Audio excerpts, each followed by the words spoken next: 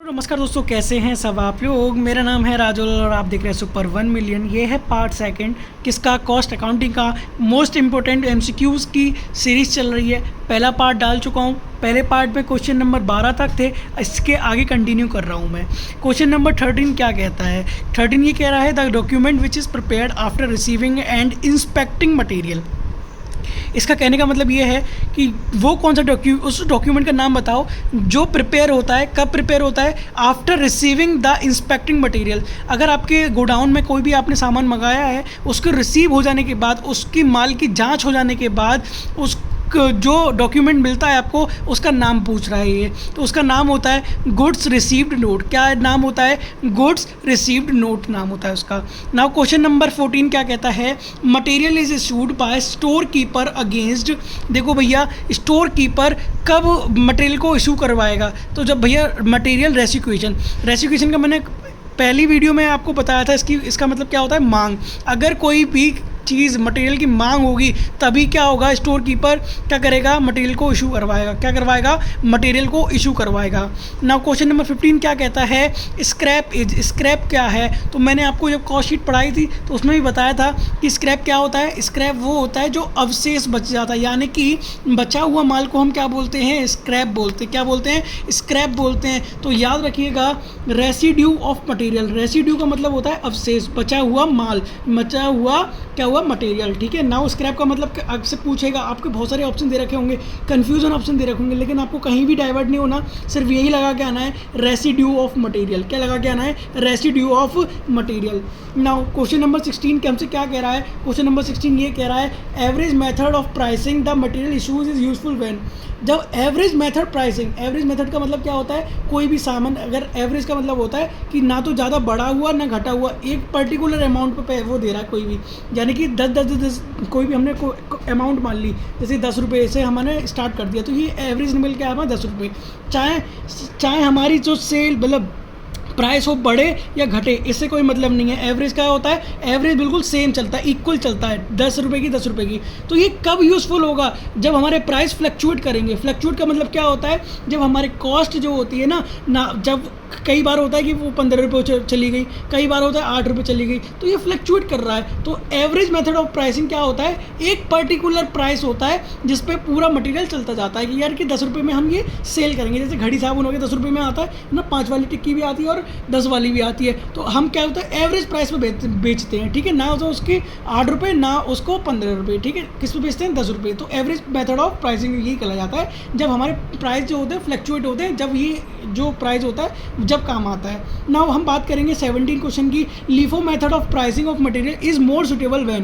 देखो लीफो का मतलब क्या होता है, लास्ट इन फर्स्ट आउट। मतलब जो कोई भी सामान हमने लास्ट में खरीदा और पहले क्या कर दिया, उसको बेच दिया, तो यार हमने लास्ट में उसको महंगा खरीदा था तो महंगा ही बेचेंगे, उसमें प्रॉफिट लगा के और बेचेंगे हम लोग। तो ठीक है, तब कब सूटेबल होगा खरीदना उसको, तो हमारा सूटेबल कब होता है, LIFO method of pricing of material is more suitable when material price are rising. जब मटेरियल प्राइस राइज कर रहे होते हैं तब उसे खरीदने में क्या होता है, फ़ायदा होता है, तो उसको हम आगे भी डिलीवर कर सकते हैं, बना उसमें क्या कर सकते हैं, मॉडिफाई करके। ठीक है। Now FIFO stand for, FIFO किसको स्टैंड करता है, मतलब इसकी फुल फॉर्म क्या है, फर्स्ट इन फर्स्ट आउट। क्या होता है, फर्स्ट इन फर्स्ट आउट, मतलब पहला इन पहला बार। ठीक है।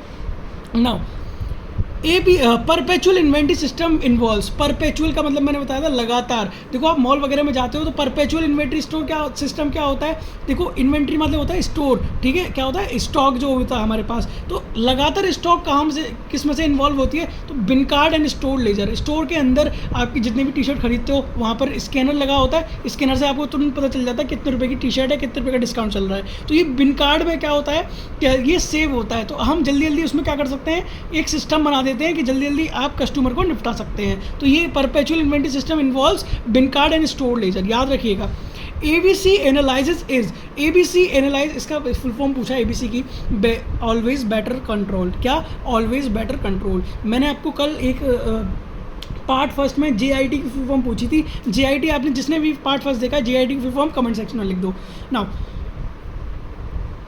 Now a flexible budget is prepared for एक फ्लेक्सिबल बजट कब बनाया जाता है, जब हम रेंज ऑफ एक्टिविटी की बात कर रहे होते हैं। रेंज ऑफ एक्टिविटी का सर इधर क्या लेने देना है, देखो भैया जैसे हमें प्राइम कॉस्ट निकालनी है, फैक्ट्री कॉस्ट निकालनी है, या फिर ऑफिस कॉस्ट निकालनी है, इनका सब क्या होता है, इनकी रेंज एक्टिविटी होती है कि इधर इतना खर्चा होगा, इधर इतना खर्चा होगा, इधर इतना खर्चा होगा। तो ये फ्लेक्सिबल बजट बनता है। इधर क्या बनता है, फ्लेक्सिबल, सबका अगर एक साथ करोगे तो भैया अलग अलग डिपार्टमेंट में अलग अलग पैसा देना पड़ेगा, तो इसीलिए बोला है इसको फ्लेक्सिबल बजट। तो किसके बेसिस पे निकलेगा, रेंज ऑफ एक्टिविटी के बेसिस पे निकलेगा। नाउ अब फिक्स बजट, एक फिक्स बजट कब बनाते हैं, देखो भैया अगर हम एक लेवल, अगर वन लेवल एक्टिविटी कर रहे हैं, जैसे कि हमें प्रोडक्शन की बात कर रहे हैं तो प्रोडक्शन का अलग बन जाएगा। तो अगर हम एक वन लेवल ऑफ एक्टिविटी की बात करते हैं तो फिक्स बजट बनता है, अगर हम सारी एक्टिविटी की बात करते हैं तो फ्लेक्सिबल बजट बनता है। याद हो गया, बिल्कुल, बहुत बढ़िया भैया। नाउ देखिए 2 क्वेश्चन बचे हैं बस। The budget prepared for replacement of asset, expansion of production facilities, adaptation of new technology etcetera. भैया कोई भी चीज़ हम ला रहे हैं अपनी फैक्ट्री में, कोई भी चीज़ फैसिलिटीज़ हम प्रोवाइड करवा रहे हैं वर्कर्स को, या फिर कोई न्यू टेक्नोलॉजी हम ला रहे हैं, तो इसमें कौन सा बजट काम करेगा, तो याद रखिएगा कैपिटल एक्सपेंडिचर बजट इधर काम करेगा। कौन सा बजट काम करेगा, कैपिटल एक्सपेंडिचर बजट यहाँ पर काम करेगा।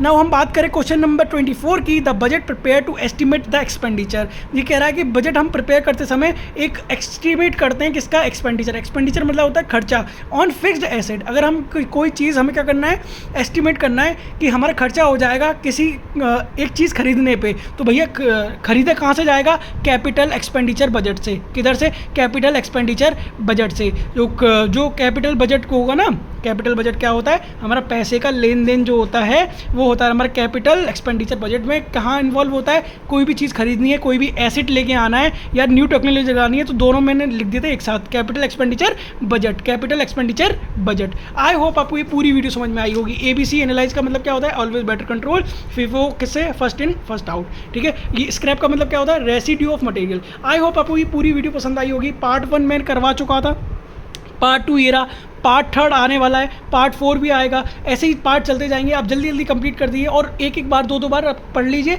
बिल्कुल आपको याद हो जाएगा। Thank you so much for watching this video and like कर देना, कमेंट कर देना, सब्सक्राइब कर देना और शेयर कर देना दोस्तों के साथ। अगर सब्सक्राइब नहीं करा तो सब्सक्राइब कर दो भैया।